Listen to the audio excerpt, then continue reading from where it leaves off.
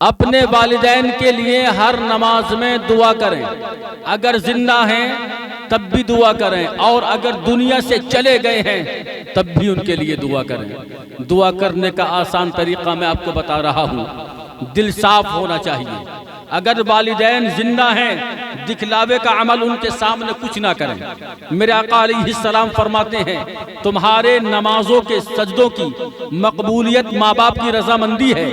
اگر تم کوئی خرچ بارگاہ الہی میں کر رہے ہو، مقدس قرآن کی تلاوت کر رہے ہو، نمازیں پڑھ رہے ہو، حج بیت اللہ کا سفر کر رہے ہو، یا خانہ کعبہ مدینہ المنورہ میں آپ جا رہے ہیں، میرے رسول کی بارگاہ میں حاضری لگا رہے ہیں، یہاں ماں ناراض ہو، باپ ناراض ہو، تو کیا آپ کا سفر قبول ہو سکتا ہے؟ نہیں۔ میرے آقا فرماتے ہیں اگر حج بیت اللہ ہی نہیں بلکہ خانہ کعبہ کے اندر بھی آپ دعا مانگیں، اللہ تبارک و تعالی قبول نہیں فرمائے گا۔ اس لیے کہ جو جنت ہمارے گھر میں ہے، جنت کا دروازہ جو ہمارے گھر میں ہے، وہ ہم سے ناراض بیٹھا ہوا ہے، وہ ہم سے خفا بیٹھا ہوا ہے۔ ہم نے پوچھا عالم تصور میں ماں باپ کیا چیز ہوتے ہیں؟ پروردگار فرماتا ہے میری رضامندی کا نام ماں باپ ہے، دکھ درد کا نام ماں باپ ہے، برداشت کرنے کا نام ماں باپ ہے، صبر کی دنیا کا بے انتہا بادشاہ ماں باپ ہوا کرتا ہے، اپنی اولاد کو کلیجے سے لگا کر پالنے والا ماں باپ ہوا کرتا ہے، ان کے دکھوں پر مرہم لگانے والا ماں باپ ہوا کرتا ہے، تپتی ہوئی دھوپ میں کمانے والا ماں باپ ہوا کرتا ہے، تپتے ہوئے چولہے پر چڑھ کر اپنے بچوں کو پکا کر دینے والی ماں ہوا کرتی ہے۔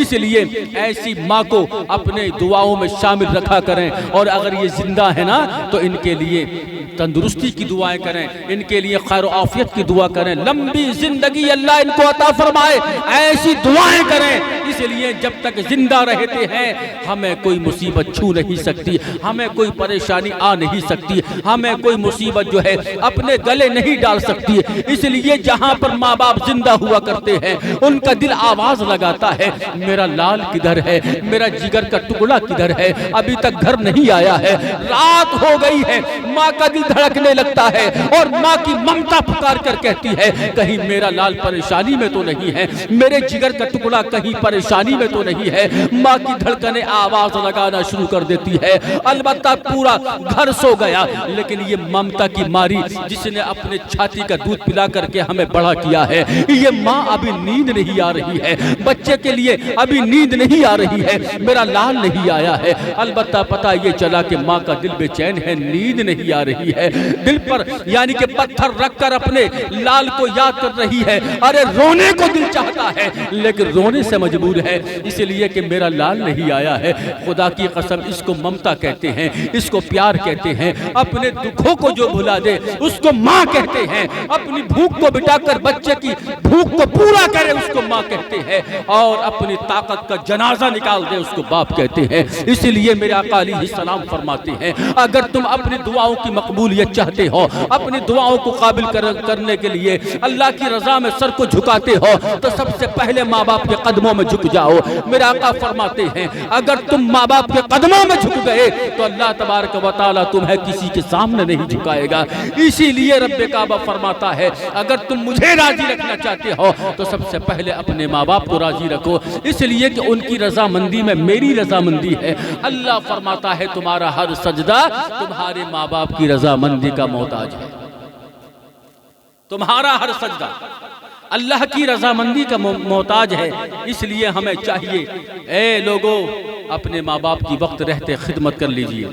یہ سونا، یہ چاندی، یہ ہیرا، یہ موتی بٹوارا، یہ بھیا اور باٹا، یہ حویلی وہ حویلی، یہ پروپرٹی وہ پروپرٹی، سب کچھ یہیں پر رہ جائے گا، لیکن دعائیں دینے والی ماں چلی جائے گی، دعائیں دینے والا باپ چلا جائے گا، اپنے کاندھوں پر رکھ کر ہم کو پالنے والا باپ چلا جائے گا۔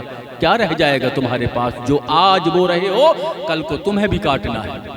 جو لوگ ماں باپ کو ستاتے ہیں، پریشان کرتے ہیں، ظلم و ستم ڈھاتے ہیں، میں ان سے عرض کرنا چاہتا ہوں آج جو آپ کر رہے ہیں نا وہ کل کو اولاد آپ کے ساتھ میں کرے گی۔ وہ دن دور نہیں ہے، کل آپ کو بھی بوڑھا ہونا ہے، آپ کو بھی جو ہے بڑھاپے کی دنیا میں جانا ہے۔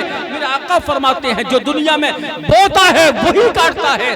اگر آج تم ماں باپ کے لیے نافرمان بن کر رہو گے تو کل تمہاری اولاد نافرمان بن کر رہے گی. آج کا نافرمان بیٹا کل کا پریشان باپ بنے گا. آج کا نافرمان بیٹا کل کا پریشان باپ بننے والا ہے. اس سے پہلے کہ اللہ کا کوئی قہر نازل ہو, اللہ ناراض ہو جائے اور وہ ہم سے ماں باپ جیسی عظمت کو لے لے, اس سے پہلے ان کی بخشش کی دعا کریں, ان کے زندہ رہنے کی دعائیں کریں. اللہ تبارک و تعالی ہم سب کے والدین کو بہتر زندگی عطا فرمائے, اور اگر دنیا سے فوت ہو چکے ہیں تو انہیں بہتر جنت الفردوس میں اعلیٰ سے اعلیٰ مقام عطا فرمائے.